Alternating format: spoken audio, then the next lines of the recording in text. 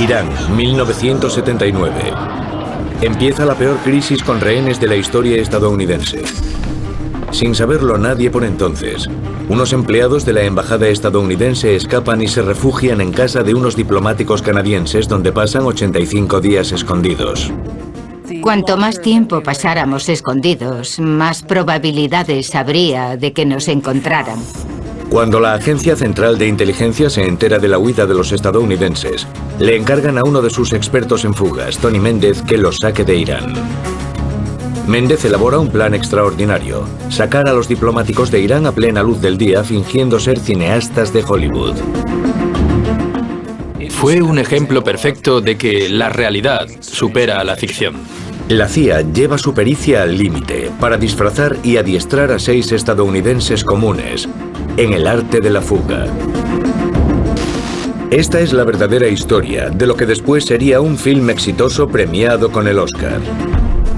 Pero lo que no figura en la versión de Hollywood son los increíbles detalles de una operación que la CIA mantuvo oculta en archivos secretos hasta ahora.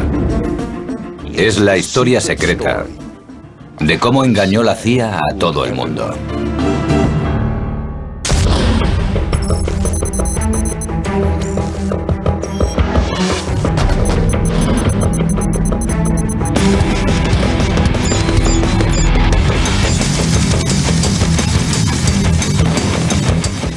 CIA al descubierto. Argo, la historia secreta. Sobre las 8 de la mañana del 4 de noviembre de 1979 en Teherán, miles de iraníes antiestadounidenses se manifiestan ante la Embajada de los Estados Unidos. Las manifestaciones contra los Estados Unidos son frecuentes. Irán sigue en plena revolución islámica y acusa a los Estados Unidos de ayudar al odiado dictador exiliado, el Shah Reza Pahlavi. Esta es una de las muchas protestas organizadas por estudiantes revolucionarios. Pero en esta ocasión es diferente. Unos cuantos tenían armas improvisadas, como cadenas de bicicleta o bates de béisbol, pero algunos tenían pistolas. Era una multitud que gritaba: ¡abajo los Estados Unidos! ¡Muerte a Carter! Dentro de la embajada, el personal puede ver la manifestación desde las ventanas de las oficinas. Poco después de las 9 de la mañana, cortan las cadenas de la verja. Un pequeño grupo de militantes estudiantiles se dirige hacia el edificio principal de la embajada, la Cancillería. Rompieron la ventana y lograron entrar en el sótano. Los iraníes subieron a la segunda planta. Capturaron a algunos estadounidenses y dijeron: déjennos entrar o les haremos daño a estas personas. Al lado de la Cancillería hay otro edificio, el consulado. Consulado. Dentro hay más estadounidenses. Uno de ellos es Mark Lajek. Empezamos a oír un alboroto que venía de la sala de espera. Y la gente decía que los manifestantes habían entrado en el complejo. La esposa de Mark Lajek, Cora, está también en el consulado. Oímos pisadas en el tejado y pensamos que quizás estaban intentando entrar y buscar un acceso al edificio, así que nos asustamos. Todas las luces se apagaron. Supusimos que los manifestantes habían accedido a la zona de contadores y habrían cortado la electricidad. Alguien arrojó un ladrillo o una piedra contra una ventana. Un marine acudió corriendo y vio a un hombre trepando por una escalera.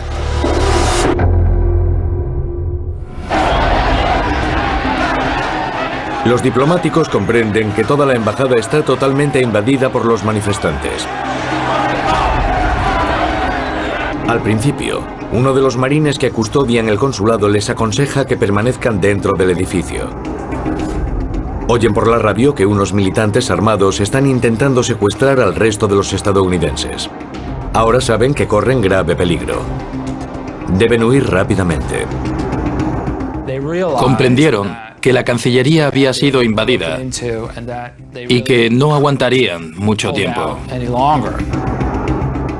Les aconsejan que vayan a la cercana embajada británica con ayuda de una guía local iraní. Así que se dirigen hacia una puerta lateral del consulado que da a las calles de Teherán. A solo unos pasos, hay miles y miles de aireados manifestantes iraníes.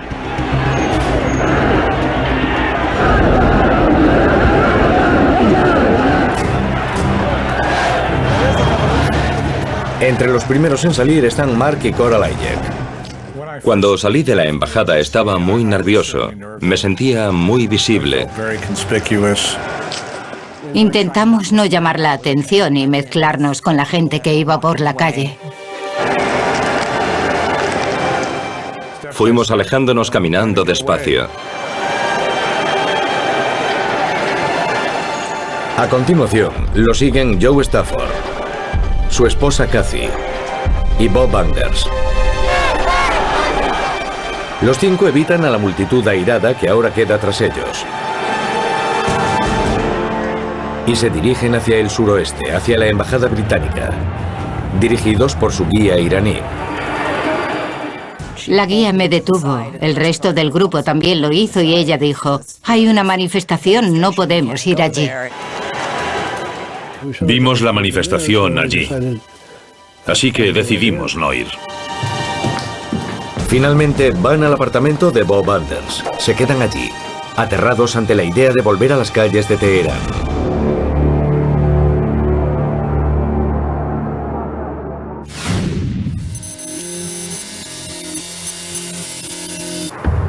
El 4 de noviembre en Washington, mientras tiene lugar la crisis de la embajada, todavía son las 2 de la madrugada del domingo. El Departamento de Estado empieza a recibir llamadas desde Irán. El presidente recibe la noticia al amanecer. Y también la Agencia Central de Inteligencia. Al recibir la información del asalto a la embajada, la CIA enseguida se preocupó por la seguridad de su gente. Cuando los Estados Unidos despiertan, los estudiantes revolucionarios proclaman su victoria. El primer día de la peor crisis internacional con rehenes ha comenzado. Los mostraron ante las cámaras. Fue una gran victoria para los estudiantes. Estaban sorprendidos de haber sido capaces de lograrlo. 66 estadounidenses son tomados como rehenes a punta de pistola.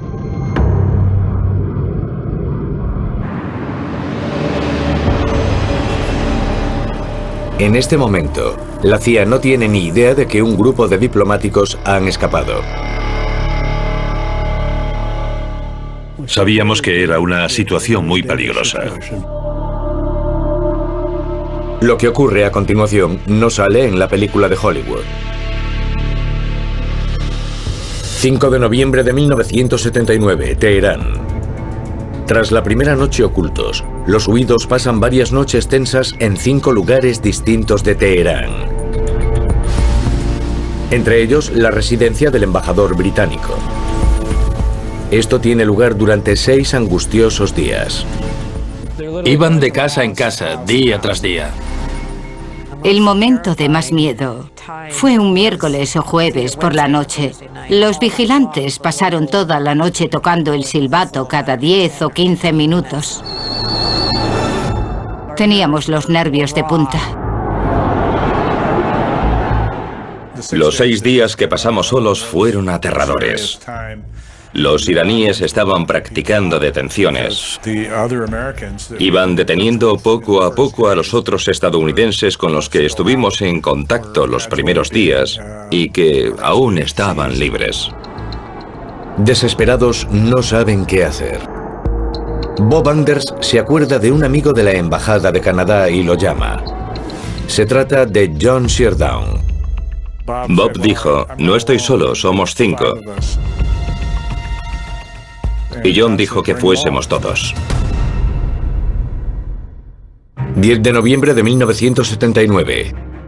6 días después de salir de la embajada estadounidense a las calles de Teherán, los prófugos al fin llegan a la casa canadiense. Con sus compañeros estadounidenses retenidos a punta de pistola, ahora ellos son fugitivos buscados en Irán. Aterrados ante la idea de que los atrapen, sin saber qué hacer y agotados, solo tienen una esperanza: que la CIA los rescate. Me daba la sensación de que Washington nos había olvidado. Principios de diciembre de 1979, Washington, D.C. Un mes después de la toma de la embajada, el Departamento de Estado sigue sumido en la peor crisis con rehenes de la historia. No act has so galvanized the American public toward unity in the last decade as has the holding of our people as hostages in Tehran. Mientras en el Departamento de Estado buscan una solución para el problema, también se enteran de la huida de los 5 por comunicados enviados por funcionarios canadienses desde Teherán. El Departamento de Estado recurre a la CIA. 10 de diciembre, sede de la CIA, Washington, D.C. Una serie de comunicados secretos inmediatos llega a la mesa de un agente de inteligencia llamado Tony Mendez. Los comunicados inmediatos tienen la mayor prioridad, normalmente restringida a guerras o a datos de lo más urgente. Tony vio los comunicados en su mesa, todos con clasificación de inmediato, algo que no es habitual. Es más, según me dijo, hay agentes que no ven uno así en toda su carrera. Los comunicados hablan sobre los diplomáticos huidos. El 10 de diciembre, cuando Tony supo que había 6 estadounidenses atrapados fuera de la embajada, su mente se puso a trabajar de inmediato. Tony Mendez es un agente prometedor de la CIA. Ha hecho numerosas operaciones de rescate encubiertas, lo que la agencia llama exfiltraciones o extracción de activos de lugares peligrosos. Su trabajo era sacar gente de lugares conflictivos, rescatarla de zonas peligrosas. Tiene fama de ser un maestro del disfraz y trabaja en una sección especializada ultrasecreta conocida como OTS. La OTS es la Oficina de Servicio Técnico y son los que fabrican los artilugios de la CIA. En las películas de James Bond equivaldrían a la sección de Q, los encargados de equipamiento. Con la llegada de los comunicados urgentes, Mendez y la OTS recibirán la misión más difícil de su carrera.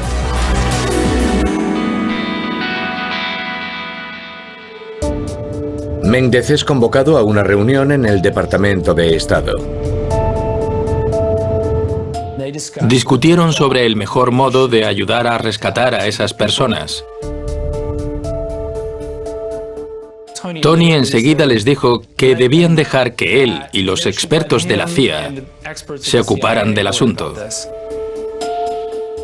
Y lo hicieron.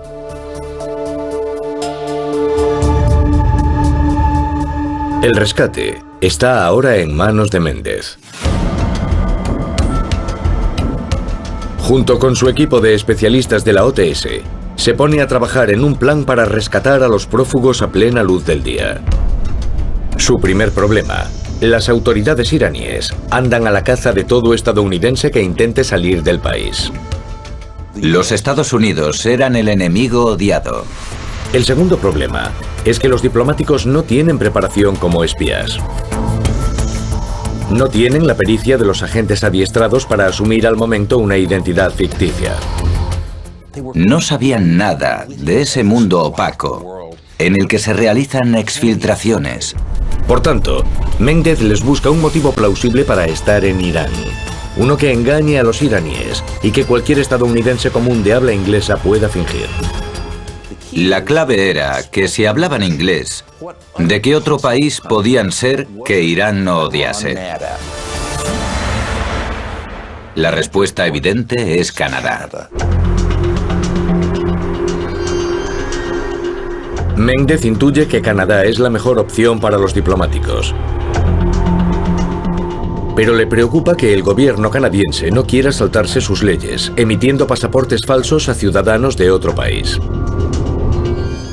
Por desgracia, Canadá tiene una ley que impide proporcionar un pasaporte a cualquiera. El ministro de Exteriores habló con el primer ministro y lograron soslayar al Parlamento para poder aprobar una excepción a la ley. Conseguidos los pasaportes canadienses, Méndez necesita una tapadera. Quería idear una tapadera tan inaudita y tan descabellada que nadie creyese que era falsa.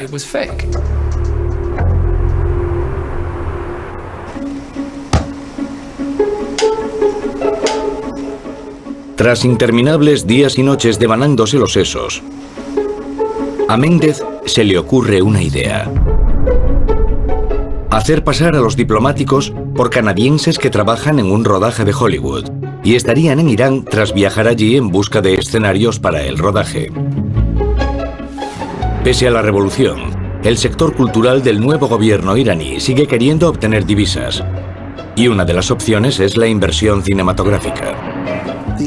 El plan era descabellado. Era poco probable que funcionara. Estaba lleno de pegas y podían salir mal miles de cosas. Uno de los problemas es que Méndez sabe poco de equipos de rodaje. Así que llama a un amigo de California, John Chambers, un maquillador galardonado con el Oscar, famoso por su trabajo en El planeta de los simios. Llamó a su amigo John Chambers para preguntarle si el plan sería factible y qué tipo de gente iría a buscar escenarios naturales. Después de que Chambers le enumerara los diversos especialistas que integrarían el equipo, Tony vio que era la mejor solución. Casa de los diplomáticos canadienses de Irán. En Irán, los prófugos siguen el desarrollo de la crisis de los rehenes en la embajada estadounidense. Teníamos un televisor viejo y vimos imágenes de los rehenes con los ojos vendados mientras los sacaban de allí. Estaban totalmente indefensos, a merced de aquella multitud que los zarandeaba y daba mucho miedo. A los diplomáticos se les ha unido otra persona más, Lee Schatz, otro estadounidense que trabajaba en la embajada, cuya fuga habían organizado los suecos. Los 6 son ahora conocidos como los huéspedes, tras una estancia con los canadienses que en Navidad pasa ya de 40 días. Cuanto más tiempo pasáramos escondidos, más probabilidades habría de que nos encontrasen. Día tras día, el peligro para los huéspedes aumenta. Es probable que tarde o temprano alguien los descubra y los delate a las autoridades. Hay que actuar contrarreloj. 15 de enero de 1979, Los Ángeles. A principios de enero, Méndez viaja a Los Ángeles durante 4 días para ejecutar la primera fase del elaborado plan hollywoodiense, visitando a su buen amigo John Chambers. Lleva consigo $10.000 aportados por la CIA en un compartimento secreto de su portafolios. Tony tuvo que ir a Los Ángeles para poner el plan en marcha. Fue a la casa de John Chambers y charlaron. Méndez recurre a Chambers y a un compañero suyo, Bob Seidel, para que lo ayuden a crear desde cero una aparente producción hollywoodiense. Bob se quedó atónito cuando llegó a casa de John Chambers. Se sentaron y un agente de la CIA les explicó que tenían que rescatar a unos estadounidenses que estaban atrapados en Teherán. No contaba con aquello. Los 3 trabajan rápido y enseguida dan con el guión de un film no rodado titulado El Señor de la Luz. Tony dijo, es lo que necesitamos porque puede ambientarse en Oriente Medio y lo titularemos Argo. Además vieron que tenía cierta connotación mitológica porque el barco de Jasón y los argonautas se llamaba Argo. Y a Tony le pareció perfecto. Resuelto el problema del guión, necesitan ahora una oficina en Hollywood. Estamos llegando a los estudios Sunset Gower, que antes eran los estudios Columbia, y fue ahí donde Tony, John Chambers y Bob Seidel ocuparon una oficina que antes había ocupado Michael Douglas para el síndrome de China. Estaba vacía, así que ahí instalaron su productora ficticia. Méndez bautiza a la productora como Estudio 6 por los 6 diplomáticos que debe rescatar. Chambers y Seidel acceden a dirigirla en nombre de la CIA.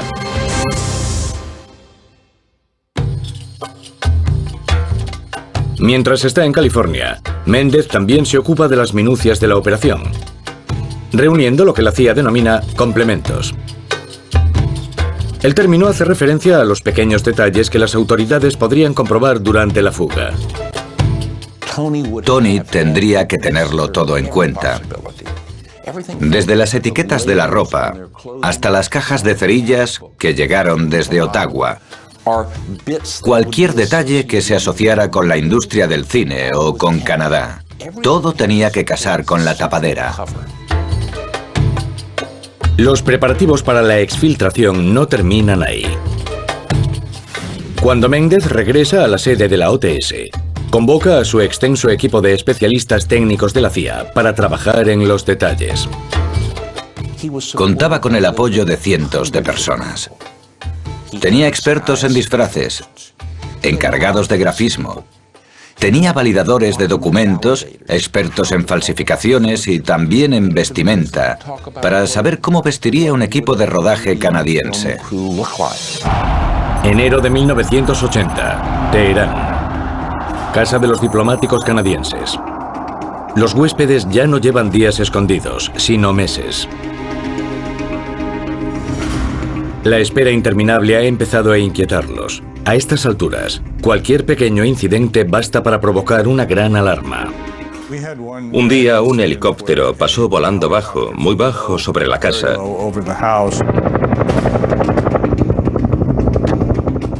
Y nos asustamos.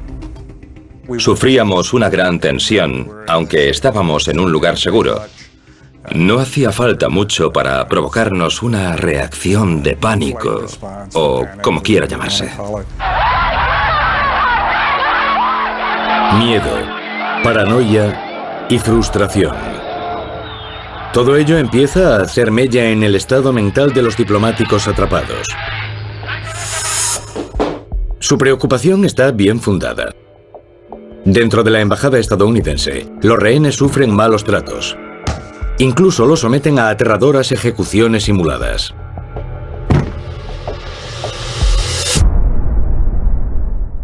Pese a la presión, los huéspedes hacen lo posible por sobrellevar las interminables semanas ocultos. Y los ayudan sus anfitriones canadienses, los Sheardown. El ambiente familiar que crearon los Sheardown, los eventos sociales que organizaron por nosotros, nos ayudaron a llevar una vida lo más normal posible. Creo que John comprendió que para que no perdiéramos la cordura, podían hacer algunas cosas. Una de ellas era la rutina de la cena formal y la charla de sobremesa. Otra fue que organizaban fiestas para nosotros un par de veces al mes. Invitaban a gente de otras embajadas, por ejemplo a los neozelandeses y al embajador danés, que conocían nuestro caso. Todo ello para que tuviéramos relaciones sociales normales con gente de fuera de nuestro reducido círculo. Entre las ocasiones más memorables figuran una fiesta de Acción de Gracias y una de Navidad, celebradas en el suntuoso marco de la residencia oficial de John Sheardown. Por pura casualidad, los Sheardown habían llenado la bodega de bebidas, porque les tocaba organizar una de las fiestas habituales entre las embajadas extranjeras. Evidentemente no se celebró porque con la toma de la embajada se anuló todo. Pero los huéspedes contaban con esa abundante provisión de vino, licor, etc., así que a menudo celebraban pequeñas fiestas y bebían. No obstante, también había mucha tensión y hubo momentos difíciles en los que temieron que los descubrieran. Me sentía como si estuviéramos a bordo del Titanic y sin saber cuándo chocaríamos contra el iceberg. Pero al contrario que los pasajeros del Titanic, nosotros sabíamos que había icebergs y que era muy posible que cualquier día chocásemos contra uno. Sin poder salir de la casa y viviendo a puerta cerrada, los diplomáticos pasan las horas interminables como mejor pueden. No queda otra que esperar. John Seardown tenía una gran biblioteca. Leíamos mucho. Yo leí 27 libros durante nuestra estancia. Y creo que Mark Elijek leyó el doble. Jugábamos al Monopoly, al Scrabble, al Bridge, y siempre estaba presente la preocupación de que pudieran atraparnos. Se volvieron algo paranoicos, no podían salir de la casa, y a veces cuando llegaban visitas, se encerraban en su habitación y se escondían debajo de la cama. Les preocupaba hacer ruido, cualquier cosa que pudiera llamar la atención.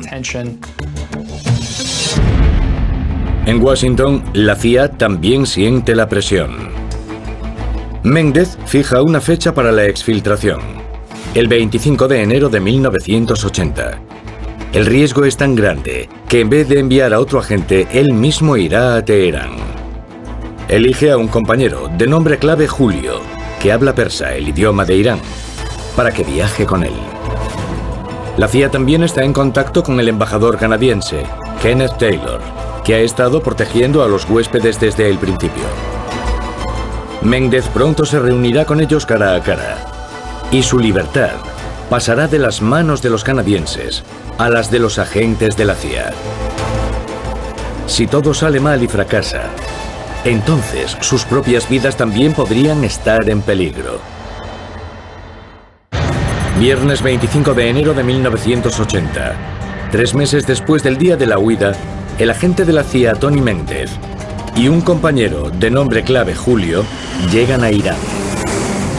La mayor parte de este tiempo, el embajador canadiense se ha comunicado en secreto con la CIA y sabe que vienen a Irán. Distrito diplomático, Teherán. Cuando llegan a la casa del diplomático canadiense, los huéspedes no tienen ni idea de qué esperar. Llegaron 2 hombres de gabardina, un detalle muy adecuado, por supuesto. Tony se presentó como Kevin Harkins. Había otro hombre con él, pero se quedó en segundo plano.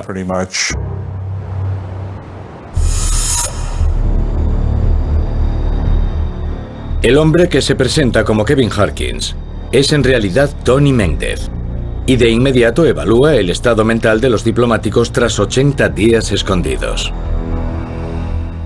Cuando Tony se unió al grupo, poco a poco y con discreción, empezó a analizarlos a todos, para ver de quién tenía que preocuparse menos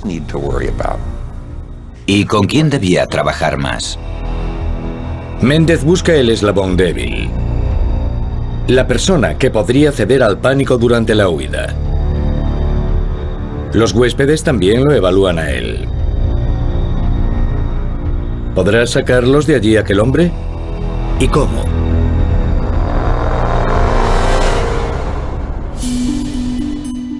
Cuando Tony nos explicó el plan, me gustó al momento. Tenía una oficina en Hollywood y todos teníamos tarjeta de visita. Aquí está la mía. El plan Argo impresiona a la mayoría de los huéspedes, pero no todos quedan convencidos enseguida.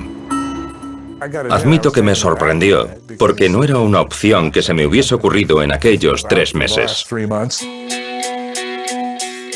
La dificultad para Méndez es abrir la mente de los diplomáticos a un mundo nuevo e irreal de falsedades y apariencias.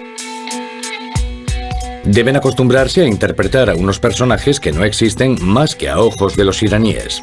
Así que Méndez les hace un pequeño truco de magia. Todo ello para hacerlos pensar en el engaño que tendrán que interpretar para poder escapar. Nos hizo un truco de magia. Sostuvo 2 corchos entre los dedos como formando 2 Ds y los separó haciendo que pareciese que uno de los corchos hubiera atravesado al otro. Sé que solo era un truco, un juego de manos, pero me dejó asombrada y pensé, si él puede hacer eso y dice que tiene tanta experiencia, creo que podemos confiar en él.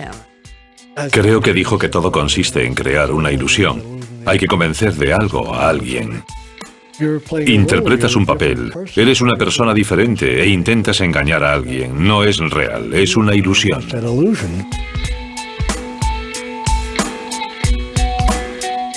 Son los primeros momentos que el maestro del disfraz pasa con los huéspedes. Se trata solo del inicio de los preparativos. Sabe que el plan hollywoodiense es difícil para unos civiles no acostumbrados a operaciones encubiertas. Aún así, Méndez les da sus alias, las personas que deberán interpretar el día de la fuga. A Cora Lajek le dicen que ya no es la mujer de Mark Lajek, sino la guionista de Hollywood Teresa Harris. Está claro que habían leído nuestros expedientes porque me pusieron de fecha de nacimiento la de mi madre y en mi año, o sea que eran datos que conocía. Y además fue al colegio con una mujer llamada Teresa Harris, que cumple años en la misma fecha que yo. No sé si fue casualidad. Sábado 26 de enero de 1980. Los agentes de la CIA, Tony Méndez y Julio, conducen por Teherán hacia la embajada canadiense. Allí, deben realizar una operación esencial para el plan: falsificar los documentos de viaje de los 6 diplomáticos. Observado por el embajador canadiense, Kenneth Taylor, Méndez falsifica los documentos de viaje. Debe crear constancia de la entrada de esas identidades falsas en Irán. Usaría varias herramientas. Por supuesto, usaría una lupa. Tendría un kit de falsificador.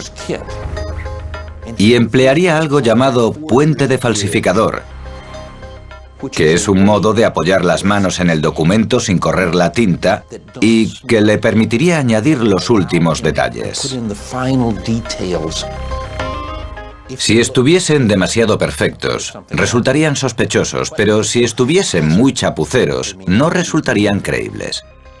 Para igualar la tinta usada por las autoridades iraníes, Méndez usa un tampón suministrado por la CIA, pero se ha secado y no funciona. Y ahí entra en juego la creatividad de Tony. Va al mueble de las bebidas de Ken Taylor. Elige un whisky bastante fuerte. Vierte un poco en el tampón y sale todo perfecto. Domingo 27 de enero de 1980. Es el último día de los preparativos para la fuga. Mañana irán al aeropuerto de Teherán e intentarán huir del país.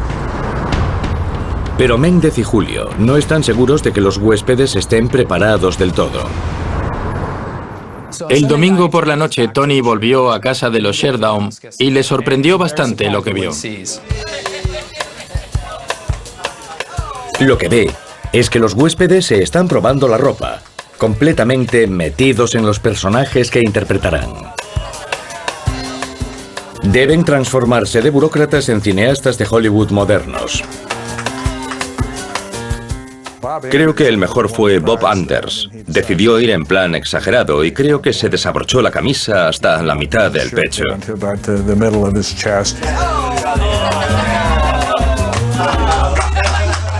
Bob tiene bastante pelo en el pecho, así que quedaba bien a la vista. Miré hacia la camisa y pensé, me quedaría bien una cadena con un medallón o algo. Quedaría muy hollywoodiense. Y me dije, sí, este es mi nuevo yo. Soy Robert Baker, que trabaja para Studio 6.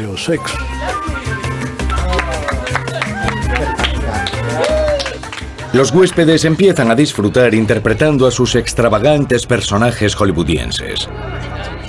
Pero a Méndez le preocupa que no hayan captado del todo el gran riesgo que entraña la huida. Así que con ayuda de Roger Lucey, un compañero del embajador, decide someterlos a un simulacro de interrogatorio. Se lo tomó muy en serio. Llevaba botas militares, una guerrera de camuflaje y una vara. Y les gritaba. Roger hacía el papel de interrogador. y lo interpretaba con todas las de la ley. Nos amenazaba de forma terrible. No recuerdo exactamente lo que decía, pero algo como que te iban a encerrar y probablemente a ejecutarte. Y aquello nos hizo reflexionar y pensamos que debíamos tomárnoslo en serio, que aquello no era un juego.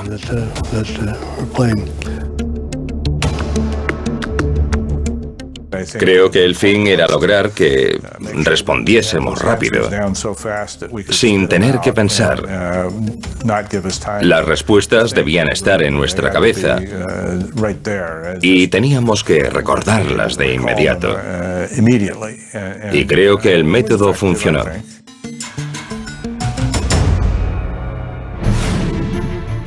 Tras solo 2 días de preparación, Méndez decide que ha llegado la hora de que los diplomáticos lo intenten.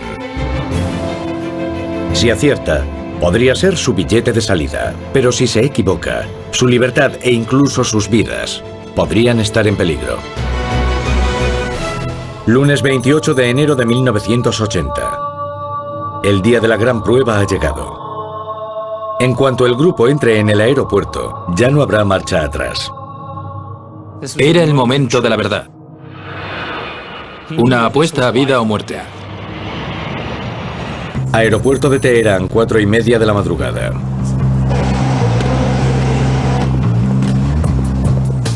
Al romper el alba, Méndez entra en el aeropuerto. Pronto lo seguirán los 6 diplomáticos.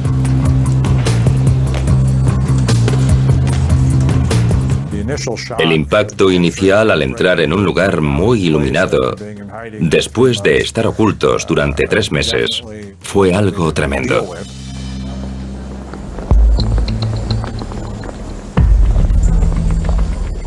Tras facturar el equipaje, se enfrentan a la primera gran prueba, pasar el control de pasaportes. Pero desde el primer momento parece que todo podría ir mal. Lee Schatz se separa de los huéspedes y del plan acordado. Lee estaba ante el mostrador, algo nervioso, y empezó a mirar alrededor con gesto preocupado. El funcionario de aduanas mira la foto del pasaporte de Lee Schatz. Se fija en el bigote. Cree que puede ser alguien distinto. El funcionario de inmigración lo miró y miró la foto, comparando ambas imágenes. Luego cogió el pasaporte y se fue a una sala.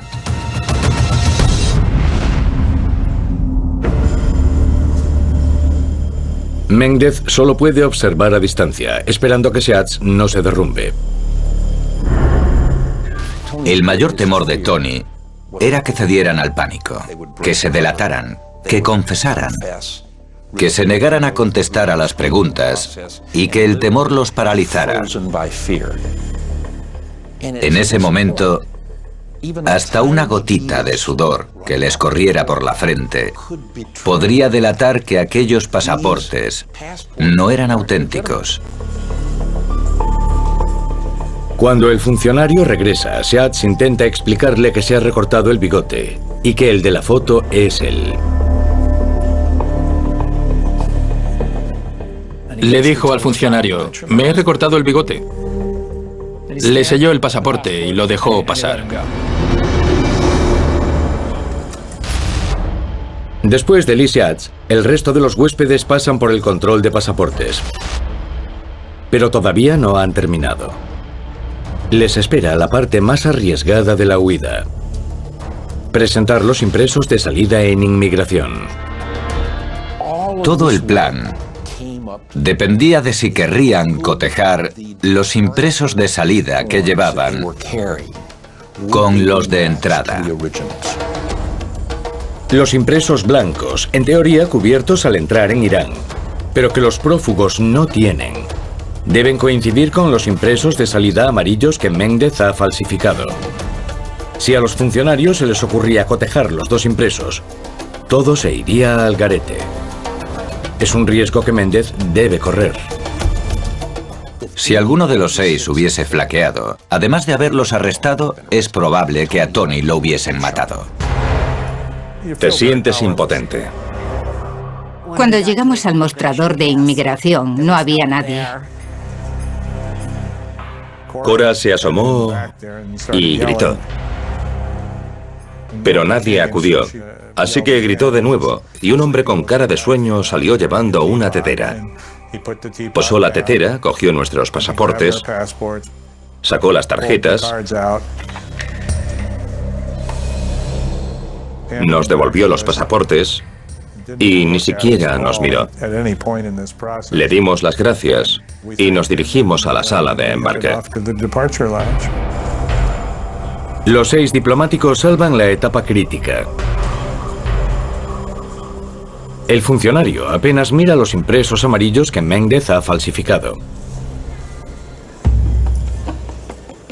Los huéspedes ahora se reúnen en la sala de embarque, esperando a que anuncien su vuelo. Pero entonces surgen malas noticias. Sentimos informarlos de que el vuelo 363 de Swissair tiene retraso debido a problemas mecánicos. Siempre surge algún imprevisto.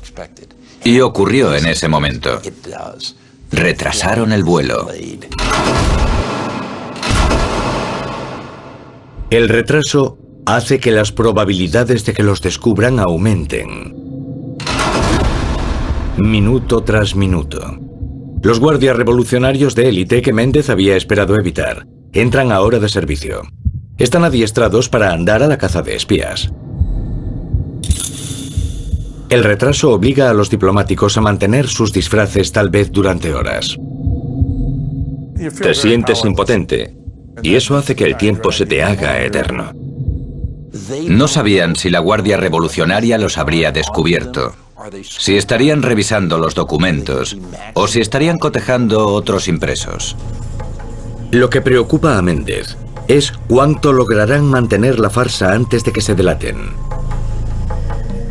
Y si aguantarán el tipo ante los temibles guardias revolucionarios.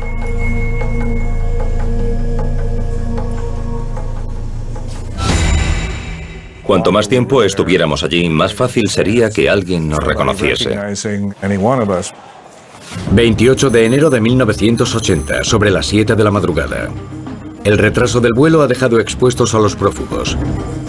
Kathy, Joe y Cora Layek tienen más motivos para preocuparse que los demás. Al trabajar en la sección de visados del consulado y tratar con iraníes a diario, sus caras son conocidas. Podrían ser identificados en cualquier momento. Kathy, Joe y yo habíamos trabajado en la sección de visados. Me preocupaba que por casualidad alguien del aeropuerto nos reconociese. No hablábamos mucho, estábamos más bien callados. Habíamos hecho todo lo posible, solo queríamos salir de aquella sala y subir al avión.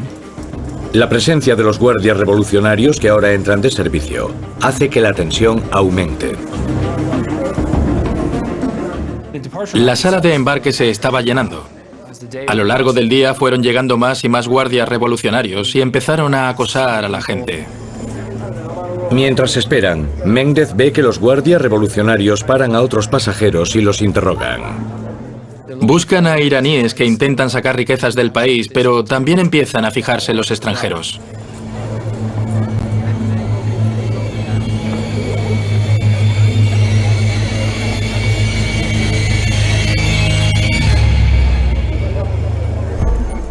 Tras años de realizar exfiltraciones encubiertas, Méndez sabe que es en esos momentos de incertidumbre cuando los prófugos pueden ceder al pánico. Ya han empezado a cometer algunos errores. Méndez está en tensión.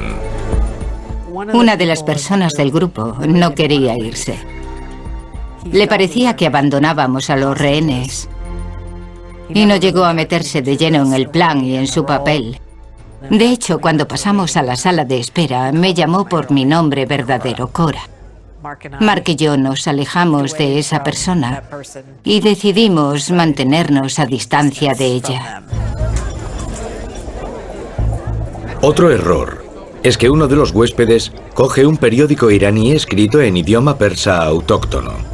Sería bastante improbable que un cineasta de Hollywood hiciera algo así. Sería justo el gesto delator que un guardia revolucionario adiestrado estaría buscando.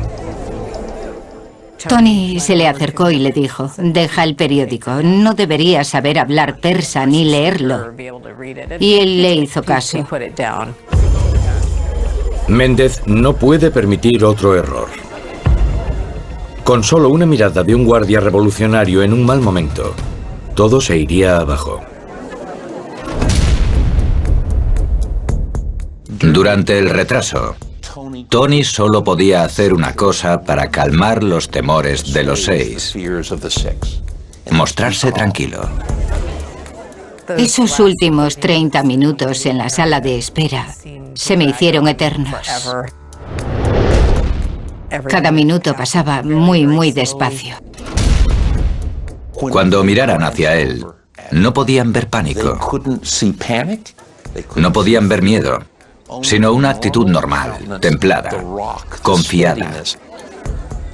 Si nos midieran la presión sanguínea en esos momentos, sería muy alta. Los momentos en el aeropuerto fueron muy tensos.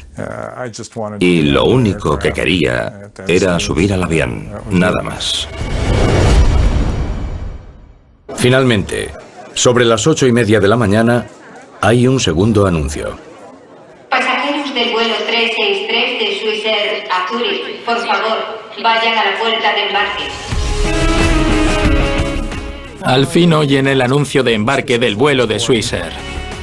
Nos sentimos aliviados al subir al autobús rumbo al avión. Empezamos a creer que a lo mejor todo salía bien, que podríamos conseguirlo. Mientras se van, no hay persecución policial dramática por la pista. El vuelo 363 despega sin más incidentes.